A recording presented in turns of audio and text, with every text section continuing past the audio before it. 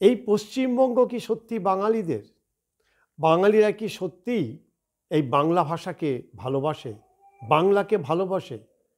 কেন এই কথাগুলি বলছি তার কারণ আছে।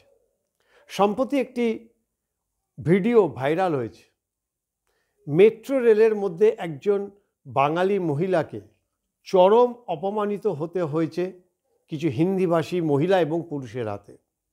তাদের পরিষ্কার বক্তব্য যে বাংলা ভাষা কথা বললেই তারা বাংলাদেশী, এই ভারতে থাকতে গেলে হিন্দি ভাষা বলতে হবে। ভেবে দেখুন, এটা আমাদের রাজ্য, আমাদের মাতৃভূমি। আমরা মাতৃভাষায় কথা বললে আমাদের সেখানে বিদেশি বলে তাকে দাগিয়ে দেওয়া হচ্ছে। কেন এই আস্পর্ধা, কেন এই আস্ফালন হিন্দিভাষীদের? এর পেছনে যদি আমরা দেখি তাহলে সম্পূর্ণটাই কিন্তু রাজনৈতিক। রাজনীতি নেতারা নিজেদের ভোট ব্যাংক ভরানোর জন্য এই হিন্দিভাষীদের ক্রমাগত তাদেরকে মাথায় তুলেছেন। তাদের ভোট পাওয়ার জন্য তাদেরকে কার্যত বলতে গেলে তাদের পায়ে ধরেছেন এবং নানাভাবে তাদের সুযোগ সুবিধা দিয়েছেন।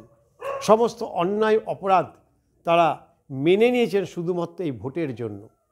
আর এই বিদেশি বা এই যে হিন্দিভাষী যারা, তারাও বুঝে গেছে যে আমাদের রাজ্যের এই বাংলার রাজনৈতিক নেতারা ভোটের স্বার্থে তারা সব কিছু করতে পারে।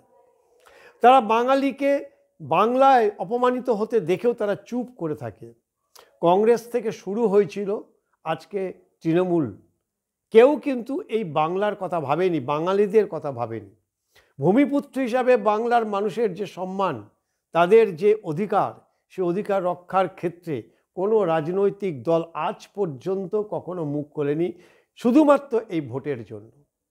আমরা দেখেছি যে বারবার করে এই হিন্দিভাষীরা তারা বাঙালিদের বাংলার বুক অপমানিত করেছেন, তাদেরকে লাঞ্ছিত করেছেন।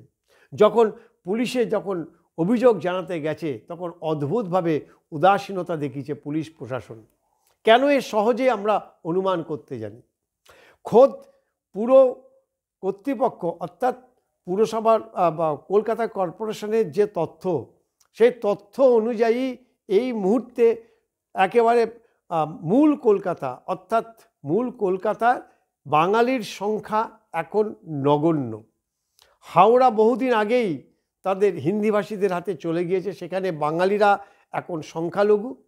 এবারে কলকাতার দিকে হাত বাড়িয়েছে এই হিন্দিভাষীরা এবং এখানেও আস্তে আস্তে বাঙালিরা ক্রমশ খেদিয়ে তাদেরকে দূরে সরিয়ে দেওয়া হচ্ছে, গ্রামের দিকে ঠেলে দেওয়া হচ্ছে। মূল কলকাতা এবং কলকাতার শহরতলি জুড়ে এখন হিন্দিভাষীদের রমরমা বাজার। এখানে অনেক জায়গাতে বাংলায় কথা বললে যেমন অপমানিত হতে হয়, তেমনি এখানে বাঙালির প্রিয় খাদ্য মাছ মাংস অর্থাৎ আমিষভোজীদের চরম অপমানিত হতে হয় এবং তাদের হুমকির মুখে পড়তে হচ্ছে। বেশ কিছু জায়গায় সরস্বতী পুজো করতে দেওয়া হচ্ছে না, বেশ কিছু জায়গায় দুর্গা পুজো করতে দেওয়া হচ্ছে না, এমনও অভিযোগ আসছে। কোনো আবাসনের মধ্যে বাঙালিরা যদি গুটি কয়েক থাকে তাহলে তাদের সম্পূর্ণভাবে ওই হিন্দিভাষীদের সমস্ত নিয়ম কানুন আইন কানুন তাদেরকে মেনে চলতে হচ্ছে। আর আমাদের নেতারা এদেরকে মাথায় তুলে তাদের ভোট ব্যাংক বাড়াচ্ছে একদিকে, অন্যদিকে কোটি কোটি টাকা তারা কামাচ্ছে শুধুমাত্র টাকা এবং ভোটের লোভে। বাঙালির অস্তিত্ব আজ বিপন্ন। আজ নয় কাল এই বাঙালি যদি ঘুরে দাঁড়ায়, যদি তারা নিজেরা প্রতিবাদের রাস্তা বেছে নেয়, তাহলে কি খুব অন্যায় হবে? আরেকটা যদি অসম হয়ে দাঁড়ায়, যেখানে অসমিয়ারা রুখে দাঁড়িয়েছিল, অসমে বাঙালি খেদাও হয়েছিল, বিভিন্ন জায়গাতে হচ্ছে, সেই প্রভিন্সের অর্থাৎ সেই রাজ্যের মানুষকে অগ্রাধিকার দিতে হবে, সেই রাজ্যের মানুষের মাতৃভাষাকে সম্মান দিতে হবে এবং অধিকার, যে ভূমিপুত্রের অধিকার, সেই ভূমিপুত্রের অধিকারকে সেখানটায় প্রতিষ্ঠিত করতে হবে। আমরা জানি না যে আমাদের বাঙালিদের রক্ত আর কত ঠান্ডা। আমাদের প্রতিবেশী দেশ বাংলাদেশের দিকে তাকান, শুধুমাত্র বাংলা ভাষাকে স্বীকৃতি দেওয়ার জন্য কত লোক প্রাণ দিয়েছে। আজও সেই বাংলা ভাষা নিয়ে তারা গর্বের সীমা রাখে না। আর আমরা ঘটা করে সেই বাংলা ভাষা 21শে ফেব্রুয়ারি আমরা পালন করি বটে, কিন্তু বাঙালি হিসাবে নিজেকে আমরা পরিচয় দিতে লজ্জা পাই, আমরা বাংলা কথা বলতে লজ্জা পাই।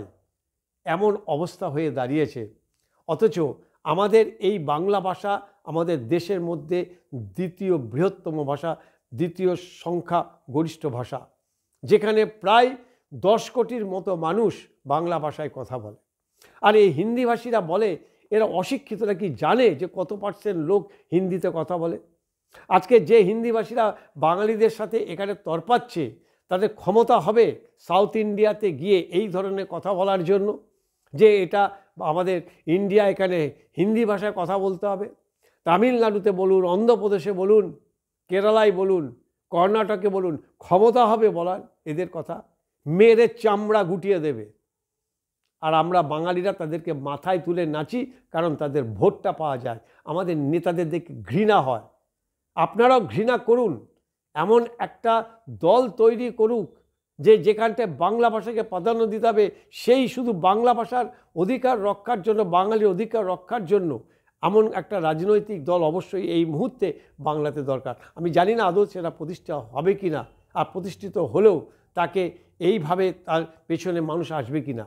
কারণ বাঙালি আত্মঘাতী জাত, নিজেদেরকে খুন করতে নিজেরাই ভালো পারে।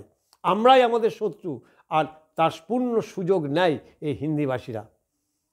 এই বাংলাকে কবে আমরা হিন্দিভাষীদের হাত থেকে রক্ষা করব, বা বাঙালি রেজিমেন্ট আবার কবে গড়ে উঠবে, এখন আমাদের সেই অপেক্ষা। আর না হলে প্রতি মুহূর্তে কিন্তু বাঙালিকে লাঞ্ছিত হবে, অপমানিত হতে হবে, আর আমাদের চোখে জল ফেলতে হবে।